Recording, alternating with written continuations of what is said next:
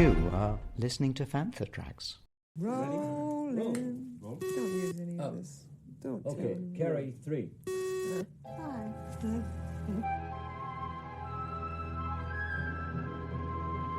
They love you. You know. This is Princess Leia Organa. You're listening to Planet Leia. Permission is granted to land on Planet Leia.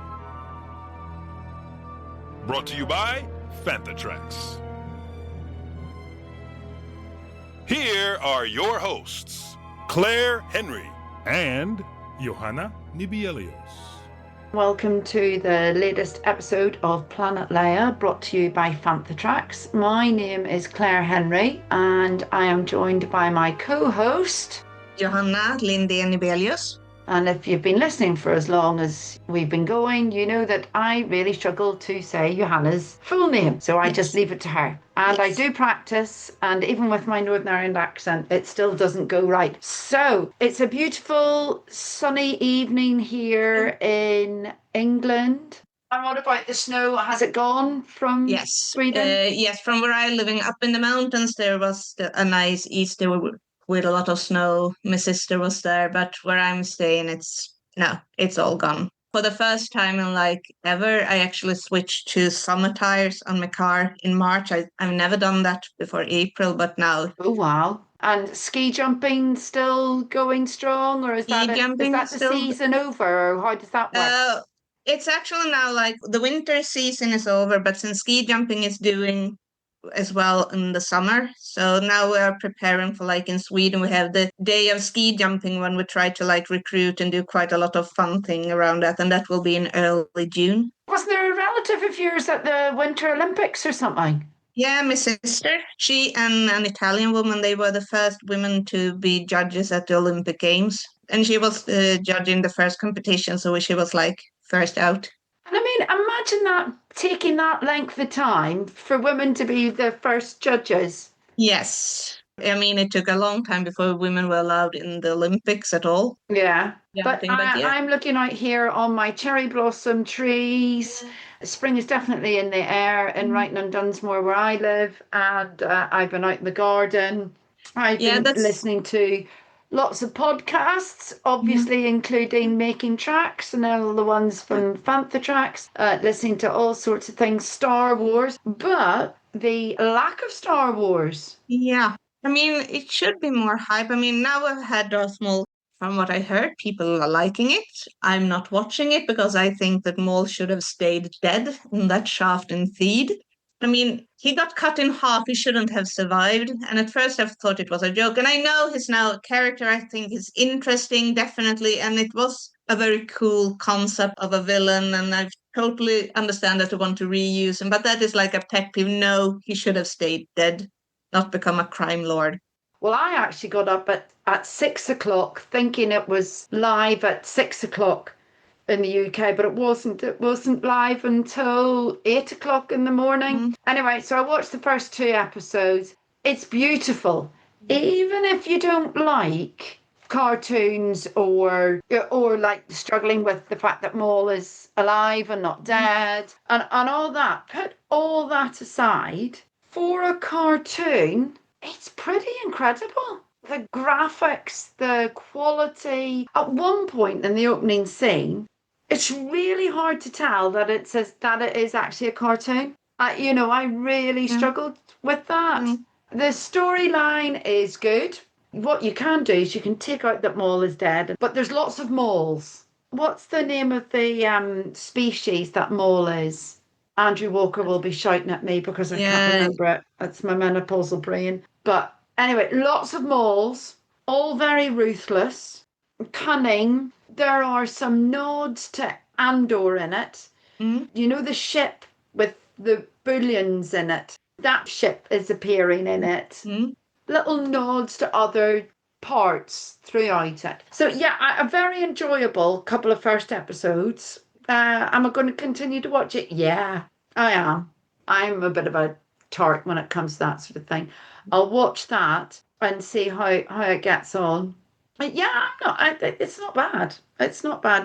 you can't keep wondering if it's more within animation we will see more projects now. I mean, to be honest, I mean, it feels like Disney has struggled with the live action films and series. We have Mandalorian coming up, we have Starfighters coming up, but even if animated features are expensive, you get a feeling that it's probably easier for them to take a gamble on animation than it is to do another Acolyte. Hi, my name is Amy Sang, and you're listening to Fantha Tracks. The interesting thing for me is, I'm not going to lie, I completely forgot that it was coming out.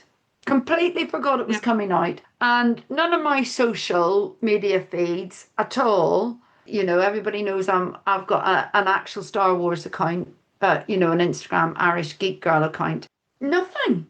Nothing. The algorithms are not picking up anything at all. I can't see anything from anybody about it, really, unless I go into Rebecca Benjamin because she was saying it. Only reason why I remembered that it was on was because obviously we all have our channels to try and coordinate stuff for Fantha Tracks. That's how I remember. It's the same for me. Yeah, I hadn't picked it up. Now it's not something, as I said, I would be interested in, but I do get the feeling that at the moment, I mean, even with Mandalorian and Grogu, so far you haven't really had a lot of publicity. You had the trailer, which really, to be honest, didn't say much more than Mandalorian and Grogu are in the film. Well, so there was the one at the Super Bowl, wasn't there? Mm. And there was a whole big do-do-da about that because it was basically a copy of an old famous advert from many years ago and didn't really tell anybody anything. And if you weren't American, you didn't really know what the nod of it was too. No. Still don't really know what the nod of it was. I think it was a beer or Budweiser or some old American football thing, but lost on any of us. And if you were publicising a film with characters in it that people don't necessarily know. No. But You'd recognise Yoda. Everybody would recognise Grogu as being like a baby Yoda, which is what they don't want people to do. I don't quite agree with you there because I do think that Baby Yoda is such an iconic figure. It's the latest of the iconic figures that we have from Star Wars. People know Grogu. So I would say he is the most iconic figure from the latest era. So to just have him there, I totally buy that. I mean, I did take a look at the few things that you can still buy around here with Star Wars merchandise on them, and it's still Grogu stuff. Old stuff, obviously, that they haven't cleared the shelves from, but it's still Grogu who sells things. That actually makes me a bit worried. Are they just going to cash in on that Baby Yoda is cute? But to be honest, that's what I looked at it. I was just like, I watched the Super Bowl one and I was just nonplussed by it. It was cute.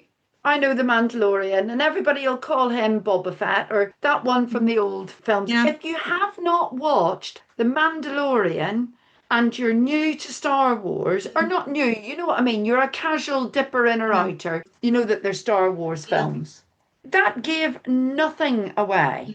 Or didn't even tell of a story. And then I was in the cinema to watch Project Hail Mary. There was the Mandalorian advert there.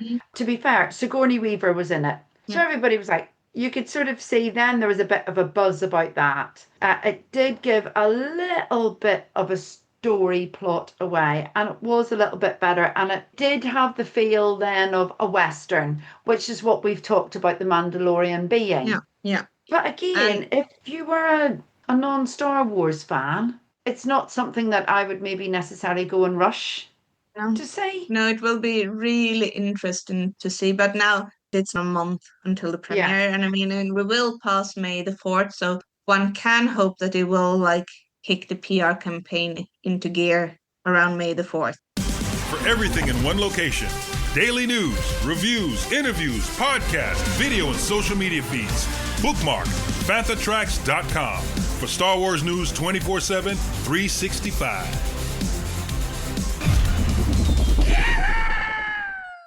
With May the 4th coming up, and you have usually events at the Disney stores and other stores as well. So hopefully. We see Disney stores don't exist here now, really. No. We do have one in Sweden, but I was watching on the European Disney store as well. As a female fan, it's really hard getting Star Wars stuff that appeals to you right now in Europe. Her universe isn't coming in. The usual stores that used to have like, sure, a bit later on, but they used to take in things. Everything you have now are t-shirts. Some of them in a female cut, but it's still just t-shirts. And for the Disney stores, it's just toys. I wouldn't say it's not for adults, but I'm not interested in Legos. I am missing the clothes, the collections, everything that was more geared toward women.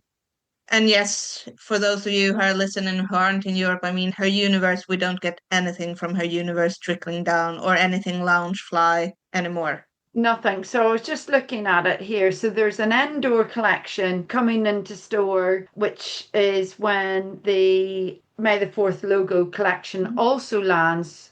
Which so it's already in store at the minute, the May the 4th logo stuff. And it's all Endor stuff. So there looks to be a Loungefly bag. But it's a backpack. It's a backpack. We've talked about this before. I want a nice purse. I don't want a backpack. There's a sweatshirt, the ears, they're quite cute. But when would you wear them? Unless you were going to Disney. No. There's a cup, that's it. Yeah. And with the Endor thing, it feels like it's more like just, we have gotten camouflage pattern things and then we call it Endor. Yeah. The clothing for the May the 4th be with you. Yeah. Classic poster Star Wars t-shirt for adults, male fit, Fruit of the Loom style t-shirts. Yeah. Stormtrooper hoodie. Yeah. Andor Alliance. Nothing, and that's on Empire Strikes Back 45th anniversary. So that's ancient, isn't it? So there's none of not that I can see any of the May the 4th. So if you have a look, so this is quite funny, and I don't know whether people listening could do the same. So look, there you go, Johanna. Yeah, so that definitely says May the 4th. So you click on it, shop now, nothing. No, and it's just like whatever. Yeah. And when you have a look at collectibles, toys, lightsabers and toys, Mandalorian, shop for the Mandalorian, 2 things. No, I mean, that's just rubbish. I remember when we could sit here and just talking about all the cool stuff and all the things that we wanted to get, and now it's like, nah. It feels like you're back to the old days, and maybe you could buy like a t-shirt and then you have to remake it yourself into something that you would like to have. Yeah, and I'm just having a look here again. So I've just gone on to her universe.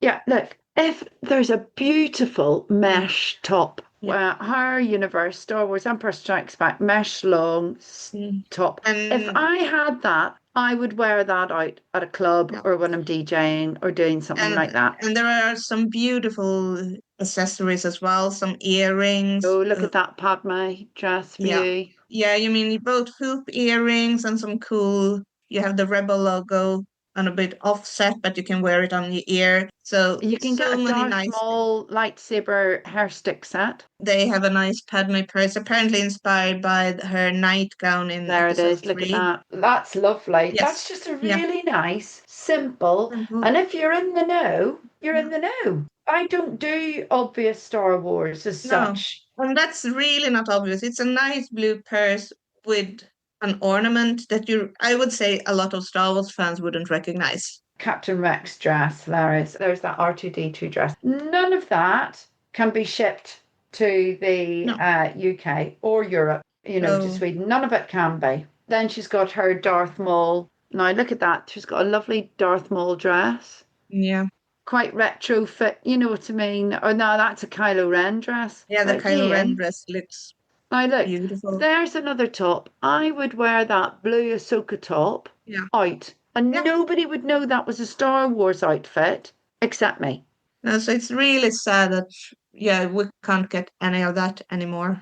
Yeah, there you have the hoop earrings. The Naboo gem hoop earrings. Yeah. Especially since I'm so sad that I've actually lost one of the first Her Universe earrings. That was just like small gold with the Naboo symbol on it. And So yeah, we're moaning. We are moaning. Sorry, we don't Yes. mean to be negative, but we are extremely jealous of all our fans we in would America. be so ready to spend money on it if we had a Yeah. chance. Hi, this is Maria Sandoval, head hairstylist for the Star Wars universe, and you're listening to Fantha Tracks. Did I tell you I went to see fellow Fantha Trackers one-man Star Wars show? No. Oh my goodness. Right. If you get a chance, because I know he's on tour at the minute, I don't know if he's going farther afield with it, but he does a one-man Star Wars improv show. He's on tour around the UK, Scotland, Wales, England, everywhere. And he came to Coventry, which is the nearest city to us. And he was brilliant. The thing is he will create a Star Wars film based on questions he asks the audience and then things that he ad-libs or gets the audience to add halfway through. So ours was episode 6-7. 6-7. Episode 6-7, and it was the prequels. So it was based on the prequels, and it was Jar Jar Binks was the main character. And honestly, I didn't stop laughing from start to finish. He asked the audience for different film styles. Yeah. So we had film noir, we had a live TV show, they had manga style, and then we had different characters, we had different side balls thrown in, side quests thrown in, and he was spectacular to think of all those off the cuff immediately. It was hilarious. So clever. Lasted about 45, 50 minutes. No interval. He went straight from start to finish. And in that time, he did an entire Star Wars movie. Sounds And amazing. the audience who were there were, really up for it and shouting ideas and throwing curveballs and all the rest of it, giving him ideas and things. But he was saying the week before he'd been at one. A lot of people hadn't seen Star Wars. Oh. Hard to do a Star Wars improv if you don't know what Star Wars is, or you wouldn't understand it. But hilarious. So that's Jon Hipkiss's show, one-man Star Wars improv. Really, really funny. Really worth a watch. I hope he gets chosen to do it at Celebration. Back in Celebration 3, you had the one-man Star Wars show.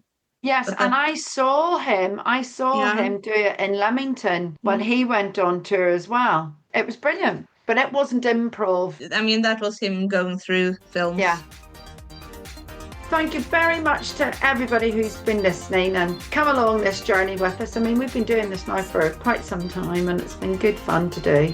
Email radio@fanthatracks.com. Head to links at fanthatracks.com for links to our social media feeds, Fantha Tracks TV and Fantha Tracks Radio. Thanks to James Sample for the Fantha Tracks intro and our Planet Leia opening music, and Mark Daniel and Vanessa Marshall for our voiceovers. New episodes arrive on Fridays at 7 p.m. UK time as part of the Friday night rotation, and our weekly video show Good Morning Tatooine goes live Sundays at 9 p.m. UK time on Facebook and YouTube. And remember, Fantha Tracks is absolutely free, so it costs nothing to stay updated on all the latest Star Wars news. We love you. You know. Coming up next on Fantha Tracks Radio, it's Making Tracks Reaction Chat.